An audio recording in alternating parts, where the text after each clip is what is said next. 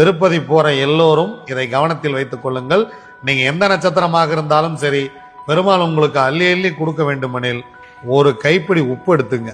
கல்லுப்பாகத்தான் இருக்க வேண்டும். கல்லுப்படுத்துங்க, ஒரு கவர்ல போட்டுங்க, பாக்கெட்ல வச்சிங்க, பர்ஸ்ல வச்சிங்க, ஹேண்ட்பேக்ல வச்சிங்க, எங்க வேணா வச்சிங்க. நேரா திருப்பதி போங்க, சாமி கும்பிடுங்க, அப்படியே சுத்திட்டு திரும்பி வந்துருங்க. திரும்பி வரும்பொழுது நீங்க சமையல் அறையில பயன்படுத்துறீங்க இல்லையா உப்பு, அந்த உப்போட இந்த உப்பை கலந்துருங்க. ஏன்னா உப்பு சந்திரன். இந்த உப்பை எடுத்து கொண்டு போய் நீங்க சந்திரன் ஆற்றோட அந்த உப்பை திரும்ப கொண்டு வந்து நீங்க சமைக்கிற உப்புல அதை கலந்துட்டீங்க அப்படின்னா திரும்ப திரும்ப உப்பு கொஞ்சம் கம்மியா இருந்தா நம்ம உப்புல கலந்துகிட்டே இருப்போம். இந்த உப்பு அதுல கலந்து கொண்டே இருக்கும்.